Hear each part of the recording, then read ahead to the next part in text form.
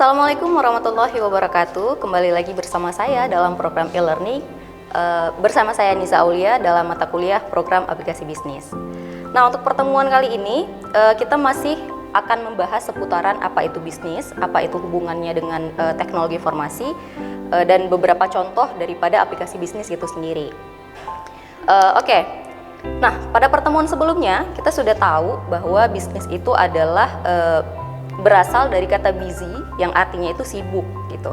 Nah, tapi sibuk di sini mengartikan bahwa sibuk dalam hal mengerjakan aktivitas dan pekerjaan yang mendatangkan keuntungan.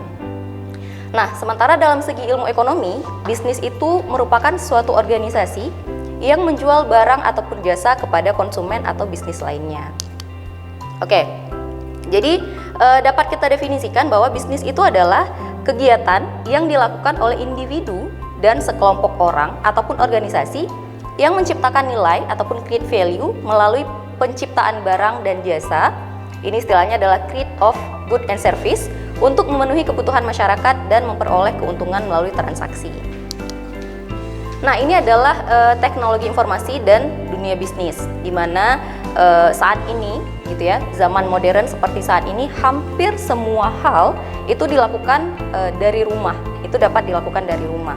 Seperti misalkan tagihan telepon, internet gitu ya, TV berbayar, listrik, air dan lain sebagainya. Hal itu semua dapat dibayar cukup dari rumah saja melalui misalkan m-banking, dan semua itu bisa dilakukan secara online dari mana saja dan kapan saja. Nah, teknologi informasi ini telah menjadi bagian yang sangat penting dalam setiap rencana bisnis. Hampir seluruh perusahaan, baik itu skala besar maupun skala kecil, itu sudah menggunakan teknologi informasi sebagai salah satu aktivitas yang sangat dibutuhkan untuk memberikan peningkatan terhadap layanan bisnis yang mereka kelola. Jadi bisa dikatakan bahwa teknologi informasi ini telah banyak digunakan untuk mendukung proses bisnis yang terjadi pada perusahaan, baik itu pada bidang ekonomi maupun pada bidang perbankan. Oke, di sini kita bisa lihat bahwa bagaimana antara hubungan si teknologi informasi ini dengan bisnis gitu ya. Di mana pada slide sebelumnya tadi kita sudah lihat bahwa bisnis saat ini itu semuanya sudah menanamkan teknologi informasi di dalamnya. Jadi bisa kita simpulkan bahwa bisnis tanpa teknologi itu maka bisnis tersebut akan mati karena persaingan yang begitu ketat gitu. Dan sebaliknya, teknologi informasi pun tanpa bisnis, maka teknologi itu tidak dapat dijalankan secara maksimal. Nah, berikut ini beberapa peran penting teknologi informasi dalam bisnis. Yang pertama itu adalah bisa mempermudah cara berkomunikasi. Jadi bagi banyak perusahaan, email itu merupakan sarana utama komunikasi antara karyawan, pemasok, dan pelanggan. Nah, email ini adalah salah satu pendorong awal internet. Penggunaannya sangat mudah dan relatif jauh lebih murah jika dibandingkan dengan fax email untuk berkomunikasi. Kemudian peran kedua adalah dapat memberikan pengetahuan dan sumber informasi.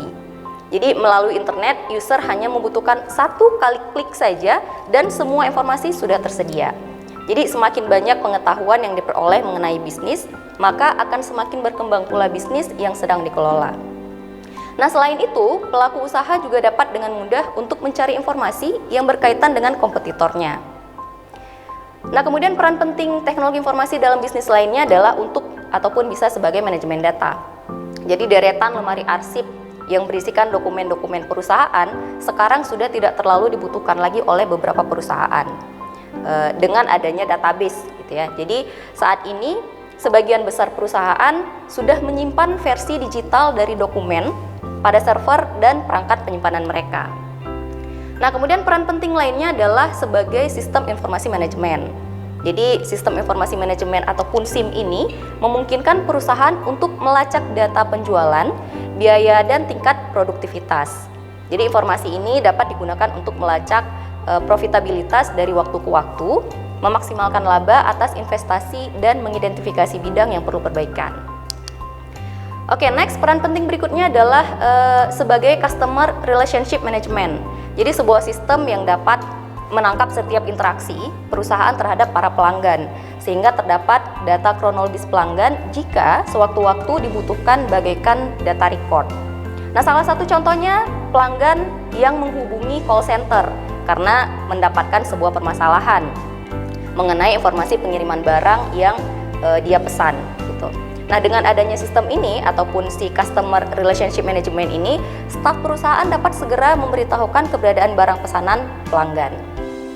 Nah, kemudian peran lainnya adalah aktivitas bisnis selama 24 jam. Jadi seperti kita tahu, teknologi informasi ini sudah sangat merambah ke segala sektor, ke segala bidang. Nah, dengan adanya perkembangan teknologi informasi ini, maka ini akan sangat membantu para pelaku bisnis untuk melakukan aktivitas jual beli selama 24 jam. Jadi aktivitas ini tidak seperti toko offline gitu yang segala aktivitasnya itu sangat dibatasi oleh ruang dan waktu. Nah, berikut beberapa peran penting lainnya di mana salah satunya itu adalah perubahan desain yang bisa disimulasikan atau dicoba-coba dulu tanpa takut rusak atau kehabisan bahan. Ini contoh aplikasi yang digunakan di sini seperti misalkan Photoshop gitu ya, kemudian Paint dan lain sebagainya. Nah, kemudian peran lainnya, promosi bisa jadi lebih menarik dibandingkan jika promosi itu dilakukan tanpa menggunakan bantuan teknologi informasi di dalamnya. Kemudian pengelolaan keuangan, nah ini dalam hal keuangan gitu ya, pengelolaan keuangan jadi lebih cepat dan akan mengurangi risiko penyelewengan. Jadi contohnya misalkan aplikasi akuntansi. Nah, kemudian pemasaran juga bisa jadi lebih luas dan murah. Ini contohnya adalah internet marketing. Dan peran penting lainnya adalah pelayanan pun bisa lebih cepat gitu ya dengan adanya misal sistem barcode. Jadi saat ini beberapa swalayan, beberapa supermarket itu sudah menerapkan barcode untuk sistem transaksi mereka gitu. Jadi si kasir itu tidak perlu lagi capek-capek ataupun ribet gitu ya mengetik kode barang. Jadi cukup scan barcode-nya saja dan semua informasi mengenai barang itu akan ditampilkan. Nah, berikut adalah jenis-jenis bisnis dalam bidang teknologi informasi. Yang pertama adalah software house, di mana ini merupakan sebuah perusahaan yang bergerak dalam bidang software development. Jadi, requirement yang dibutuhkan oleh sebuah software house ini adalah sistem informasi ini mampu menangani beberapa aspek dasar dalam setiap perusahaan. Di antaranya misalkan seperti kepegawaian, kemudian transaksi project, dan inventaris perusahaan. Kemudian jenis bisnis lainnya adalah konsultan IT. Jadi bisnis ini adalah bisnis yang bergerak di bidang jasa, di mana seorang konsultan memberikan saran kepada klien. Klien dalam hal ini adalah klien teknologi informasi, apa yang harus digunakan untuk memenuhi sasaran bisnis, menyelesaikan suatu masalah ataupun memperbaiki struktur pada sistem teknologi informasi. Nah, jenis bisnis lainnya yang saat ini sedang berkembang dalam teknologi informasi adalah e-commerce. Jadi, e-commerce ini merupakan bagian dari e-bisnis, di mana cakupan e-bisnis ini lebih luas. Jadi, tidak hanya sekedar perniagaan, tetapi mencakup juga pengkolaborasian mitra bisnis, pelayanan nasabah, lowongan pekerjaan, dan lain sebagainya. Nah, selain teknologi jaringan, e-commerce ini juga memerlukan teknologi basis data atau pangkalan data, atau istilah lainnya adalah database gitu. E-surat ataupun surat elektronik seperti email gitu ya, dan bentuk teknologi non komputer yang lain seperti halnya sistem pengiriman barang dan alat pembayaran. Nah, untuk e-commerce sendiri gitu, apa sih e-commerce itu? Nah, jadi e-commerce itu adalah perdagangan elektronik yang merupakan aktivitas yang berkaitan dengan pembelian, penjualan, pemasaran barang ataupun jasa dengan memanfaatkan sistem elektronik seperti internet ataupun jaringan komputer. Nah, berikut ini adalah beberapa jenis-jenis e-commerce gitu ya. Ada 7 kurang lebih di sini. Ada business to business, kemudian ada business to consumer, kemudian ada consumer to business, kemudian consumer to consumer, business to government, government to consumer, dan government to government. Oke, nah untuk penjelasan daripada jenis-jenis e-commerce ini, yang pertama itu adalah business to business atau dikenal juga dengan istilah B2B, gitu ya. Jadi bentuk e-commerce ini berupa transaksi barang ataupun jasa yang dilakukan antara perusahaan satu dengan perusahaan yang lainnya. Jadi B2B ini adalah jenis e-commerce yang umum digunakan oleh produsen atau pedagang tradisional.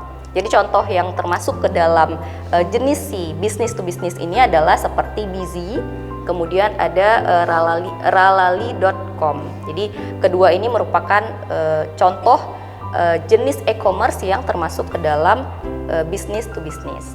Baik, kita break dulu, kita lanjutkan pada sesi berikutnya.